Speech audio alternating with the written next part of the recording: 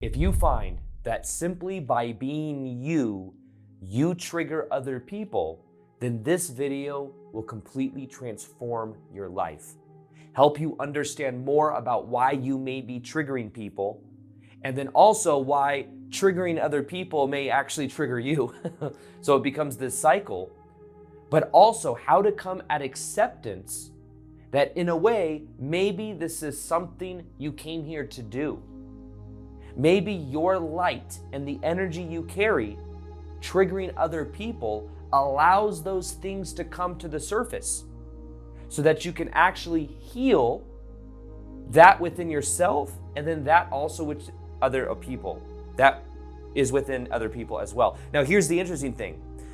Everything that you can perceive of in your reality is a reflection of something that is inside of you, something you've either not accepted about yourself or something you are becoming aware of that was prior subconscious, now is becoming conscious. And there is always something you can attain from it to do inside out transformation.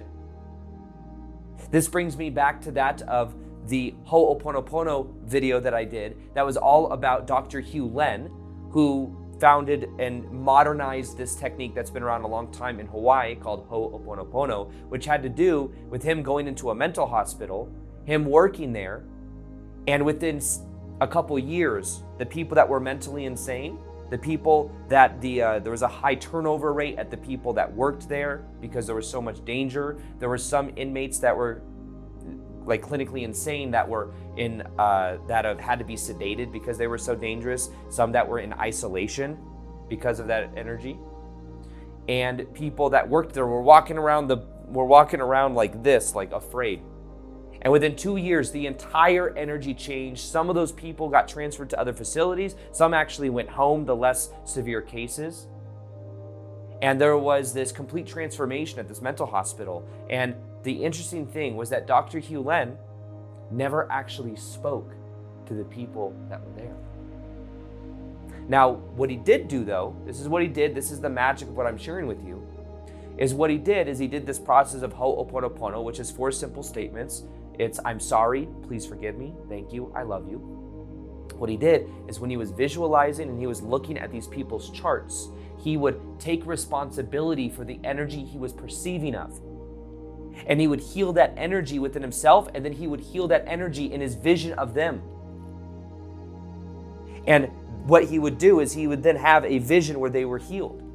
And he would heal his perception inside of himself of the energy he was perceiving of. Because the idea is if you can perceive it, then it exists within your consciousness. Now, interestingly enough, when I first read about this, I thought it was kind of BS because I'm like, how does this guy he must have talked to them somehow. Like he didn't do psychoanalytics of like, what's your inner child wound? Let's do a meditation. Let's do this. He didn't do any of that. What he did do though, I did more research on it. You want to know what he did? He walked around and actually engaged with them and would see them as their highest selves, subconsciously. We'll talk about more about the subconscious, conscious, and unconscious here in a minute. But by doing that, they would then have these profound experiences. Even if you think to the Bible and you think of Jesus where he would they say that the way he would heal is he would see people as healed. He wouldn't see the sickness in them. And what if his energy was so strong that it was like people believed in him so much that there was like this shift in energy that they experienced as well with this energy that was flowing through them. Now what I'm saying, because something else that Jesus said is, all the energy that I can do, you can do, and even more so, which sometimes I think in religion people forget because they want to kind of believe the power is outside of themselves. They don't believe they are connected to the divine. What if we're all connected to the divine, and by healing our image of other people and healing and accepting the triggers within ourselves, we are then able to move through the triggers in a more powerful way. So one of the most powerful things you could do is to begin to take responsibility for the things that you're perceiving of in other people. Now you may say, well, if I triggered someone else, I was just being myself. Why would I take responsibility for their trigger? Well, the fact that you are even able to perceive of it means there's a trigger inside of yourself of unprocessed emotion that has not been accepted. Because if you were truly okay with someone else maybe not seeing you correctly, maybe someone else misinterpreting you, if you were really okay with it, you'd be like, okay, whatever. Like, think about it. Like, think about the context and think about meaning and how neutral meaning is. Now, if you had that of, let's say you went and you were walking down the street and there was like a little mischievous 8-year-old who came up to you and is like, your shirt is stupid. I think it's dumb. And that's how they talked. Would you be like, oh my God, this 8-year-old thinks my shirt is stupid. I'm so triggered. Oh my God. No, you'd probably be like, okay, it's 8-year-old, whatever. But somebody that's an adult that says that, or something similar, or something maybe not even done to do with your shirt, but you be, maybe there's something wrong with me. Maybe there's something I should do differently. I don't want to be triggered. The tension that you feel is the tension I feel because I feel responsible for it. But the meaning is completely neutral. Now let's talk about trigger for a sec here. This is an example of a trigger, okay? This brand, I'm not endorsing this brand or anything, but there's this brand of water. It's called Liquid Death. It's a pretty good marketing play. It's just water. This looks like it might be something else. It's water. It's called Liquid Death, okay? Now, what's interesting is I remember that I bought this brand and I put it in my fridge here in Sedona. And I remember one time, like in Instagram, I was showing my fridge. I like to show off my fridge. I got this like fridge that with like a glass door, and I'm like, it's one of my favorite things in my house. So one time I was stocking up from Whole Foods, and anyways, this brand was in there, and people were so triggered. Oh my God, the word liquid death. Oh my God, how could you have that in there? How could you be putting this negative definition, this spell casting into everything you're doing? It's so negative. Well, let's look at this at a deeper level when we talk about triggers. Death, to me, is something that doesn't have a negative connotation. Death, to me, is more of a scorpionic energy of like death and rebirth, like a phoenix. Sphinx? No, phoenix.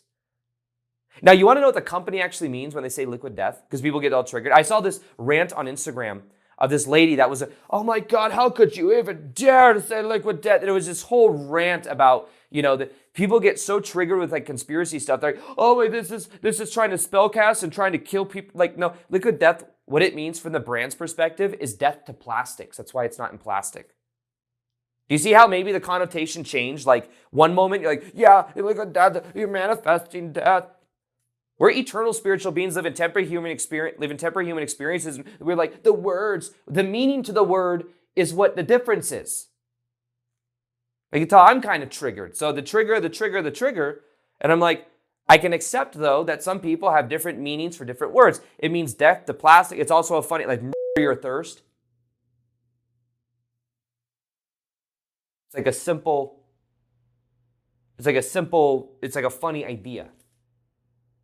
Okay, so basically, when I post this and then people are freaking out, it's like, wow, people get triggered. It's like this big deal because they put me on this thing where they're like, oh, Aaron's a spiritual YouTuber. He has the word death in it. He must, and then it kind of looks like it's maybe not water or something. But the main idea behind this is, do you see how the meaning changes? Like maybe it's a little bit softer. You're like, yeah, I still don't agree that, that the D word to me is still kind of scary. But maybe if it's like, you see that part of the intention is to get rid of plastics, maybe there's a part of you that's like, okay, I kind of like that. Maybe it's not as bad like that. It's death to plastic. Do you see what I mean? What I mean is there's an acceptance that can be had on many different levels. I can accept being misinterpreted because I'm like, no, don't you understand that like the way that I relate to this is differently?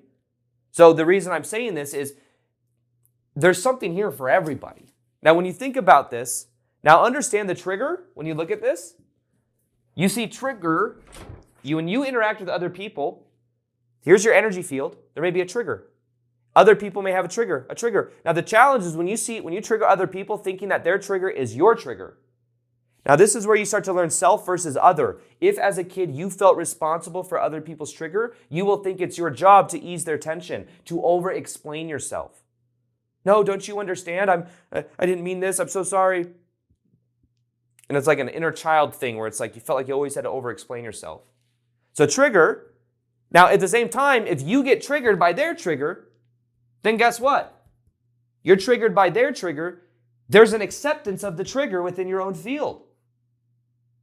If you become okay with triggering other people, then that can be something where you then just accept it's not as much of a trigger. I remember one time I was going to, I've shared this before, but I was going to Lifetime Fitness or Lifetime Athletic in Vegas. I was with friends. We just got done having a workout. We're in the locker room getting ready to go eat. And there was this old guy in there that always had like kind of like a bad attitude, I guess you could say. He was always kind of grumpy. And I was packing up. I was like in my locker, putting stuff in my backpack.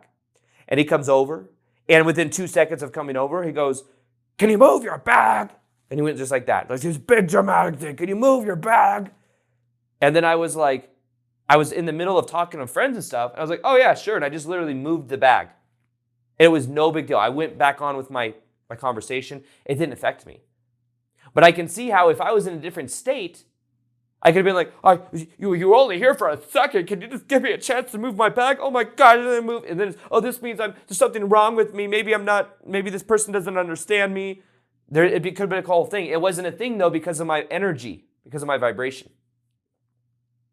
So I could see, and I could also see, oh, this guy's grumpy. I don't need to like get offended and be like, "You're grumpy. You shouldn't be grumpy. I'm a good person. Why are you being grumpy towards me?" Who cares? It's just, you can observe things from a neutral perspective. Now, there's this one thing that Bashar said that we'll get into this next layer, which I think is very deep for a lot of the people that watch my channel that have this spiritual energy of like, why do I trigger other people so much? Bashar has this thing, and this doesn't have to be some spiritual hierarchy, grandiose thing, but Bashar was one time explaining the idea of like ETs coming to the planet. It's going to sound kind of esoteric. He said that higher dimensional beings, when they come to people and they're like coming within people's energy field, what will happen is as higher dimensional beings come into our energy field, because of the high frequency, it will bring up within our own energy field all the unprocessed emotion and energy that has not been processed. And that can be a very intense experience.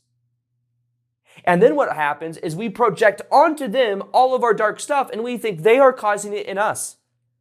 It's like they bring up all the unprocessed emotion from childhood, and then we're like, "You're bad, get away from me." It becomes so uncomfortable that we think the ETs, in a way, are low vibe.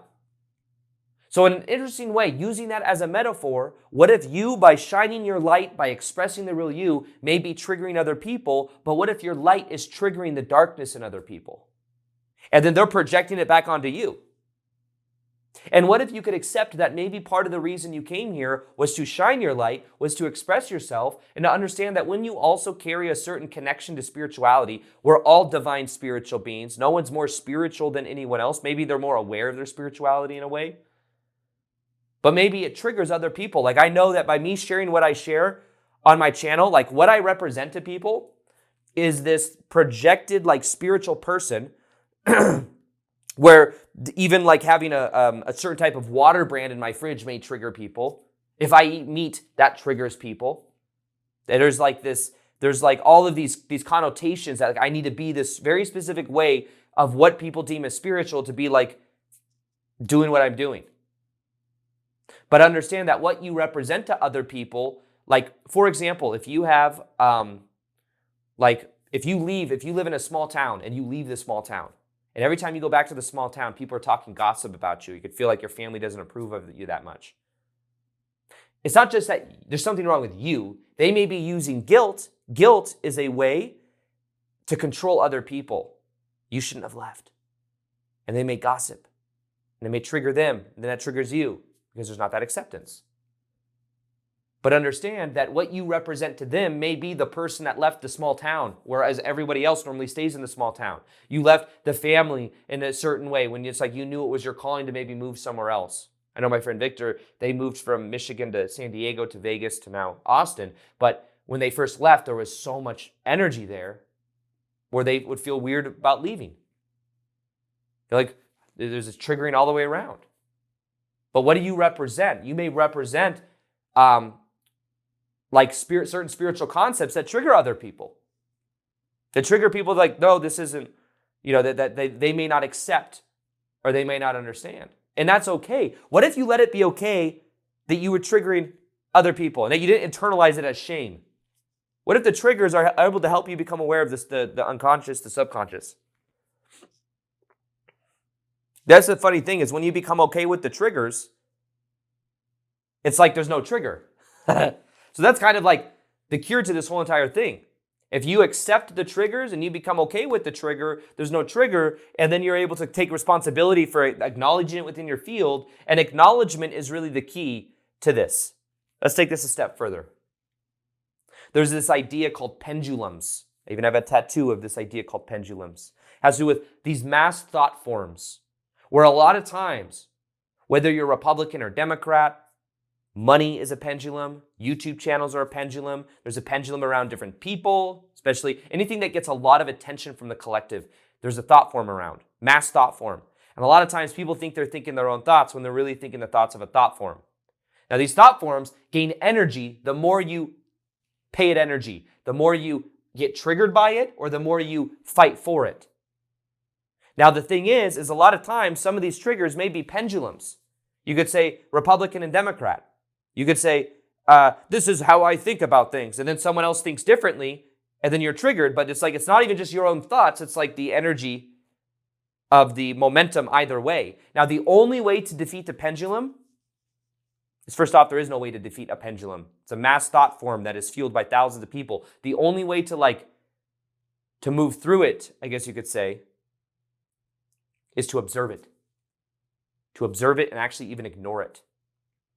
If you stopped paying attention to social media, if you stopped comparing yourself to other people, or if you did see it, you just observed it. You saw it for what it is. It's like you're looking through a glass wall. This will help you understand your triggers more. So what you perceive of in other people, the triggers you see in other people that trigger you, the triggers inside of you to accept the trigger and to see, what is this representing to me? Is there something I'm not accepting inside of myself? How can I take ownership of this energy more? Let's look at this real quick. This is also a game changer when you think of it. I actually met a dude at the gym here in Sedona that I met before, and we were talking about the collective consciousness, and I kind of had this epiphany moment. This, if you think of this as the bowl, so we have the subconscious, think of it as an iceberg, but we're going to put this iceberg in a bowl. Next level, right? Not really. It's like this huge earth, but then we're putting it in a bowl. Put it in a bowl, okay? This confined little container that you feel claustrophobic in, but just for metaphor's sake. You got the conscious, it's like 10%. 90% is the subconscious. This is the iceberg. Subconscious uses metaphors, imagery, visualization. When you were 0 to 9 years old, or less, like 0 to 8 years old, your subconscious was very much created through the energies that you experience, what you witnessed in your parents, the definitions you made about yourself. In dream time, you have access to the subconscious. When you do plant medicine, you're into the subconscious. This is in meditation, you're into the subconscious. This is where you can make powerful change. Most people try to change the conscious mind. Observing your thoughts helps you neutralize the energy. Now, in the water itself is the unconscious. We could call this even the collective unconscious, because this is another iceberg right here. This is another person. But we're all connected. The collective unconscious has all these collective metaphors inside of it. So there's these collective metaphors. We're talking about Carl Jung, psychology. Talking about the collective unconscious of mass thought forms. I'm thinking my own thoughts. Now you're thinking the thoughts of the collective unconsciousness. Now, the power is when you begin to change the subconscious.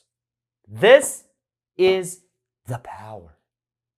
Now, one thing that we do inside what's called High Vibe School, it is a process with every course I've ever made, every meditation I've ever made, to show you how to reprogram your subconscious, how to heal the inner child, how to let go of the familiar childhood patterns that you keep recreating subconsciously, and how to embody a new you, how to create inside-out transformation. If you want to check that out, you can click the link below and check it out, or go to aarondoughty.com/school.